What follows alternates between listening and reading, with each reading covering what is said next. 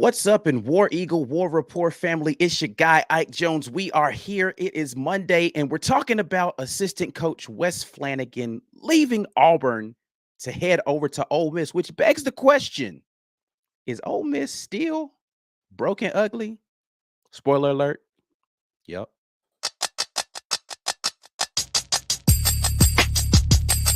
You are now listening to the War Report. Drop. Morning drop time, War Eagle, everybody. It's Monday morning, April. I know the other day I said August. I apologize. April 17th, and we are here. Morning drop. Your guy, Ike Jones, in here this morning, getting you guys started this week with a little Auburn basketball this time. There's a lot of transfer portal stuff that's happening in football right now. Some news in the transfer portal about basketball, hopefully going to be dropping today as well. But for right now, until we have some concrete news, we're going to talk about something that's not necessarily breaking news. This has been out for a little over a week now, but we haven't had an opportunity to really discuss it here on the War Report. And that is former Auburn player, now former Auburn coach, Wes Flanagan, heading over to the state of Mississippi to be on Chris Beard's new staff over at Ole Miss. And what kind of impact is that going to have on Auburn basketball going forward? And what do we think about that, right? So thank you very much for jumping in here with me this morning, everybody who continues to support the War Report. You know what you need to do. You need to share the video, get more people in here in the conversation, because I want to hear your thoughts about Wes Flanagan leaving Auburn to head over to coach at Ole Miss. So make sure that you share the video. Make sure you tag us to that. Tag me specifically, TWR Ike Jones, because I want to know that you shared the video. It makes me feel good to know that you all are sharing the content. Make sure that you like the video, subscribe to the channel, all the necessary. The likes help us in the algorithm. So we appreciate those of you who continue to get other people involved in what we have going on here at the War Report, especially here on the morning drop, because it's the best part of waking up is the morning drop in your stream.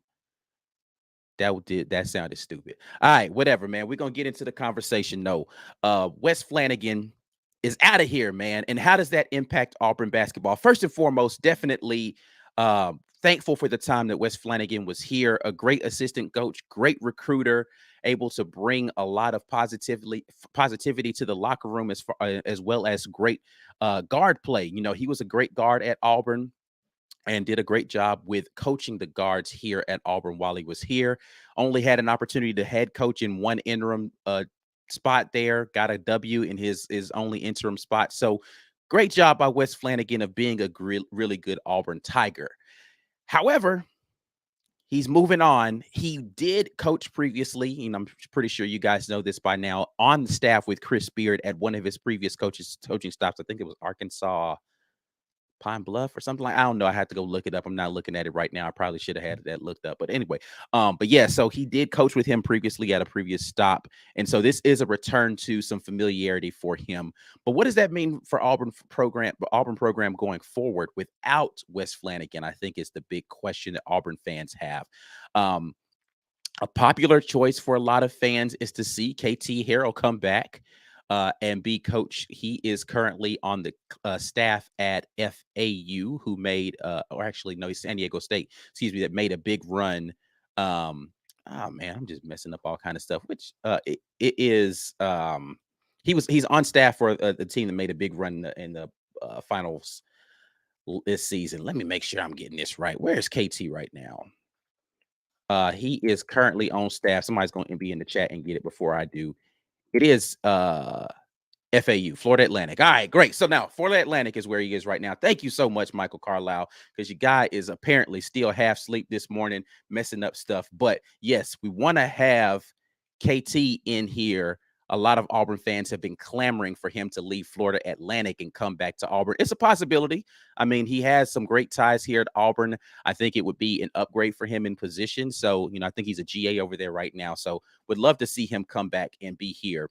But the big thing, I think, for Wes Flanagan, or the question surrounding Wes Flanagan leaving the program here at Auburn, our number one, is that going to mean that his son, who has been coached by him all of his years in college, is going to want to leave with him and go to Ole Miss?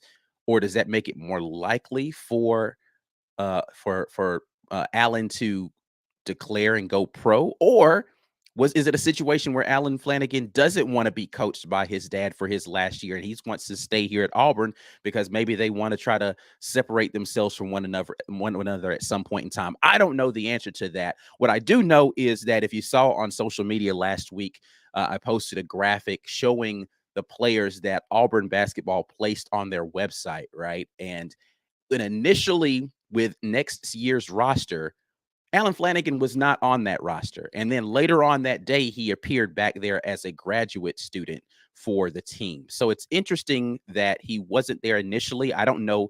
It's hard for me to believe that that was an oversight. Um, but it's possible that he still hadn't made up his mind at that point in time as to whether or not he was going to leave. And so rather than start a bunch of controversy about what his status was, since he has not actually declared anything definitively, they added him back to the site. But it does beg the question about whether or not he is going to be sticking, because he hasn't made any definitive declarations. Neither has Jay Will, for that matter. So we don't actually know what the status of Alan Flanagan and Jalen Williams are for next season, but both of them do currently appear on the roster for Auburn basketball. But the other question surrounding the whole issue with Wes Flanigan is the recruiting, because he has been heavily involved in one of the highly touted recruits for this coming season, or not this coming season, but the next class in 24 in LeBaron Fallon. So is LeBaron still locked in with Auburn, with Wes Flanigan being heavily involved in the recruiting? You've heard us say plenty of times here on the War Report, and it bears repeating in this situation: players commit typically to coaches, not programs and schools, right? So the relationships that you develop are the things that make you comfortable with wanting to come to a particular program. The question for LeBaron is, has he become more comfortable with the remainder of the staff who were not as heavily involved in his recruitment? And does that put his recruitment in danger? We've already seen one decommitment from this class, with Marshall recently decommitting. Now, I don't think that that's tied at all to Wes Flanagan specifically. I think that is more indicative of what we intend to do in the transfer portal this season, and another prospect that we want to go after for next season, at the center position. So you just don't have enough space in there. So because right now, if you look at the center position, and I know we're talking about Wes Flanagan, but just in basketball in general, you've got Janai Broom, who's your center/forward. You've got Dylan Cardwell right now. If you bring in another transfer, which I do believe Auburn needs to do, bring in another transfer front court player to be a center/power forward for the team. Depending upon how much eligibility that person has and how meteoric their rise could be in this season, you could have someone who has multiple years of eligibility who's going to be holding down a position in your front court. And then it would make it less likely or less necessary for you to have two front court players that would play that power forward/center position coming in the 24 class. So if you like one of them better than the other one, then you go with the one that you like more. I do believe that that's kind of the situation that happened with the Marshall recruitment. But again, that's separate from the Wes Flanagan conversation. In terms of Wes Flanagan, though, you do have the backcourt situation. Again, he's heavily involved with LeBaron, and I do think that it could impact it, but I don't know. I mean, from hearing him talk recently, I do think that he's locked in with Auburn.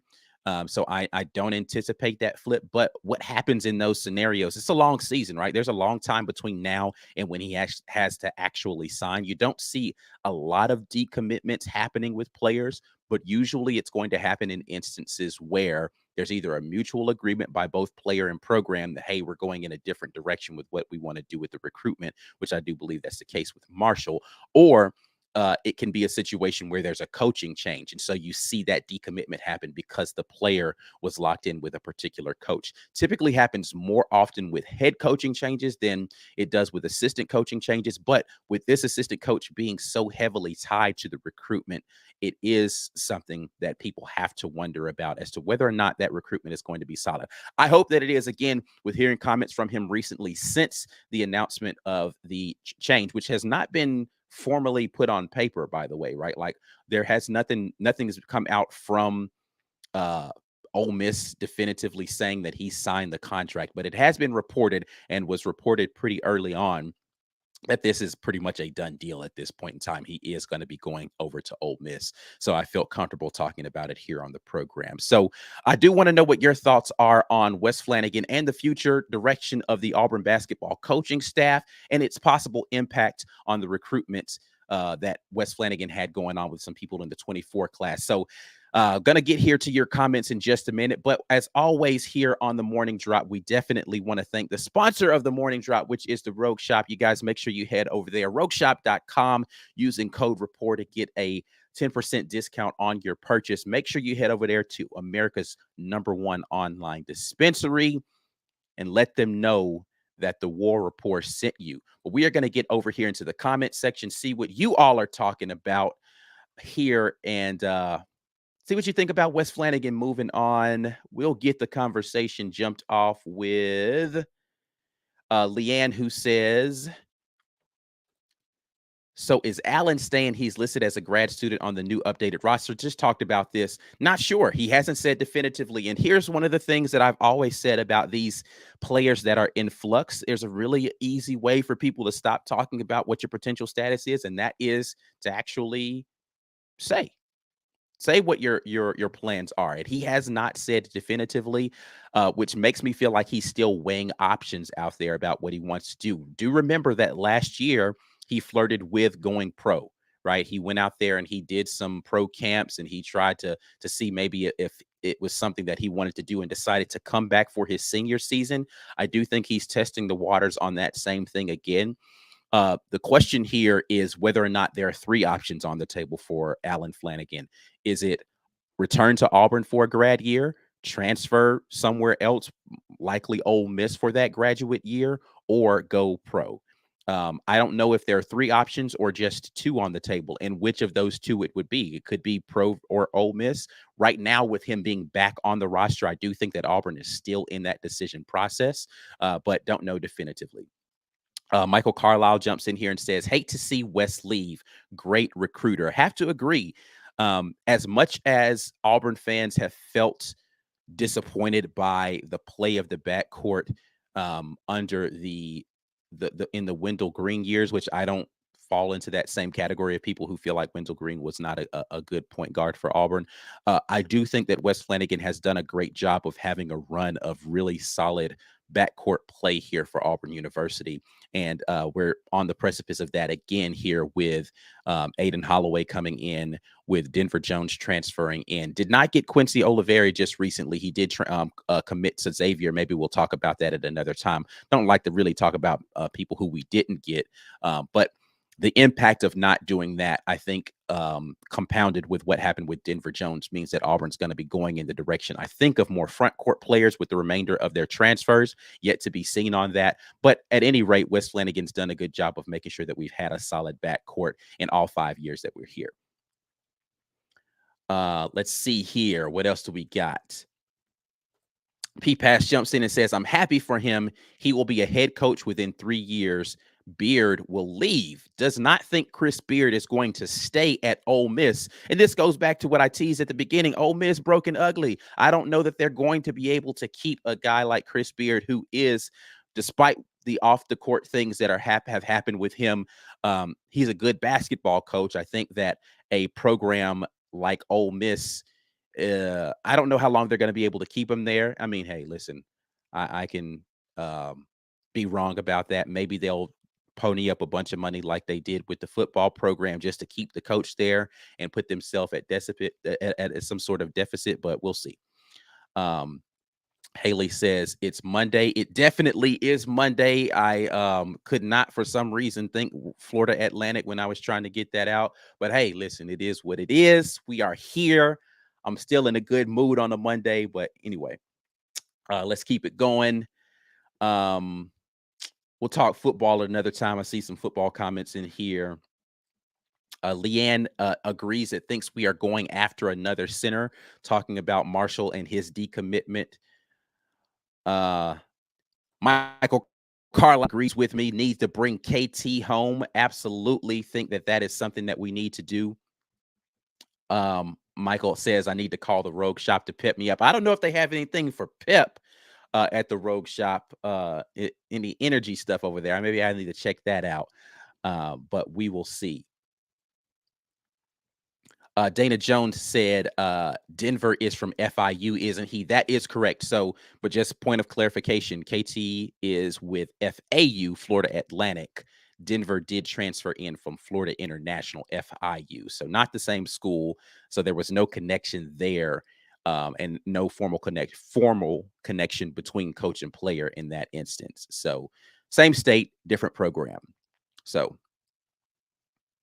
Auburn Dad says there's an unwritten rule amongst basketball coaches not to try to recruit players once they choose a school, but with Wes leaving, who knows? It is a little different in the instance of Wes Flanagan with his son, right? It's not necessarily a recruitment situation, or if you're talking about LeBaron specifically, it's not necessarily even a recruitment situation there. It might just be a comfort thing, right? Like he might just be more comfortable with him because that's the guy he's built a relationship with and he was looking forward to being at a school coach with a coach that he was comfortable with. So we'll see. Yet to be seen there. Aunt Robinson asked, what's up with the Ole Miss AU carousel? I think they like trading coaches. I don't know what the deal is with that, right? Like football coaches, now basketball coaches, we seem to be like, hey, I'm going to leave from here and go there. We've got some former Ole Miss coaches that have been head coaches and currently a head coach at Auburn.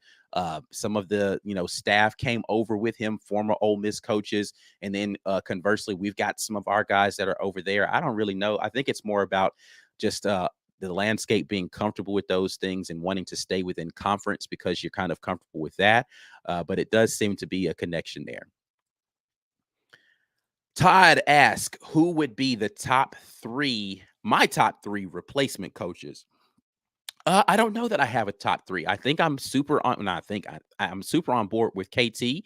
I think it'd be interesting to see whether or not. I don't know that he would. I could ask him whether or not Marquise would want to have an on-court position there. He seems to be locked in with Auburn as far as his daughter is now potentially going to be coming to Auburn to play. And he's kind of made a home there in the Auburn area. So maybe Marquise would want to come on as an more of a, right now he's kind of in an off the court, not really a coaching position. I think he likes the position that he's in. So I don't know if that's something that he would want to do, but I think Marquise would be a good guy.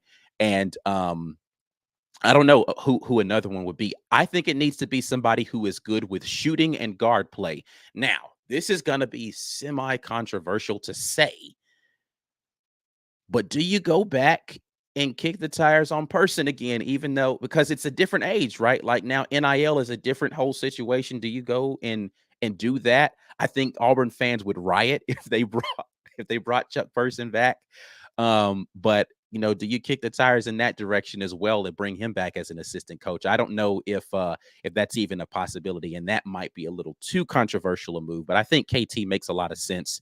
I think elevating Marquise Daniels makes a lot of sense. I don't know who a third name would be out there, but either of those would be welcome sights, I think, on the sidelines for Auburn. Let's see.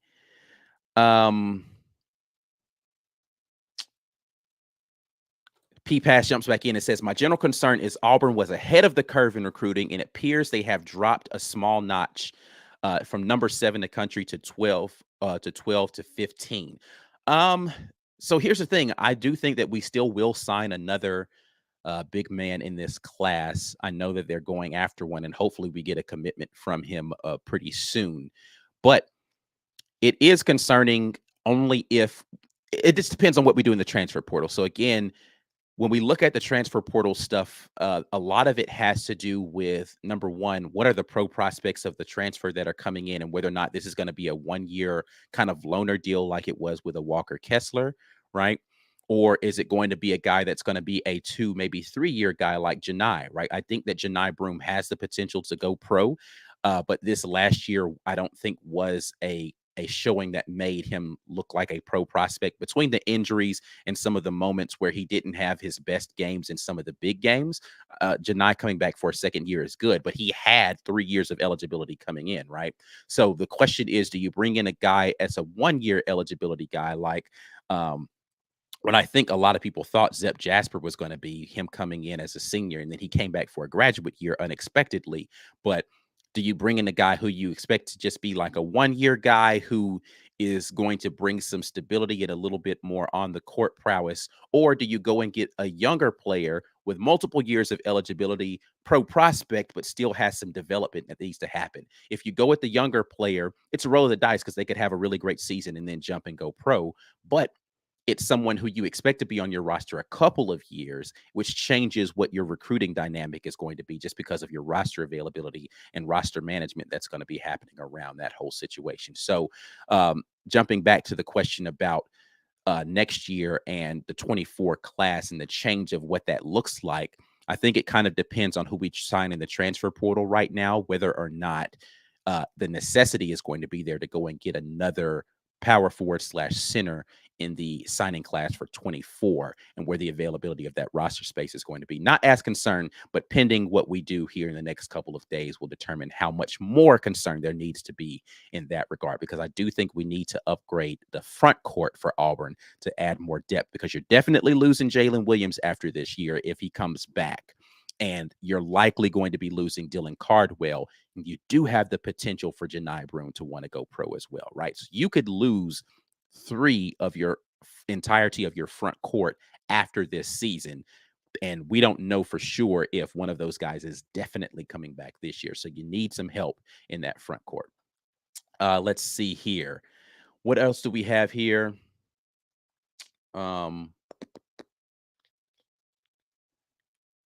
P Pass jumps in and says, FYI, the Oxford trip, it's like driving to nowhere. Haven't made the trip to Oxford, but maybe this season I will take that opportunity to do that at some point in time. I do want to go there for a basketball game. Don't know if I ever really want to go there for a football game. Want to go just to maybe experience it, but we'll see where that comes, and whether or not that comes to fruition this year. So we shall see. Stephen Bradley, sorry, clicked on the wrong one. Removed my comment earlier, but saw where we are getting a visit from a Clemson transfer, 6'10" sophomore, I think. Can't remember his name. Somebody in the chat definitely can help out with who that would be. But yeah, there's a couple of prospects that are out there for big men that could be transferring to Auburn. Listen, the transfer portal is probably going to go crazy today in a lot of regards. A lot of football players going to be hitting the portal. A lot of basketball players going to be making decisions over the next couple of days. But I am not sure of really where Auburn is going to go. Again, I do think that the move needs to be for a front court player right now. I know a lot of people were really wanting Quincy to transfer over here from Xavier and have a kind of potent backcourt. I think we're solid in the backcourt. I really think that the front court is the place that we're going to need help. When you think about, again, the up in the air status of a guy like Alan Flanagan, unfortunately, the frequent injuries that you have to a guy like Chris Moore, and then the uncertainty around Jay Will and the pending situation that we have after this season that I just outlined with our front court. We need to have front court players.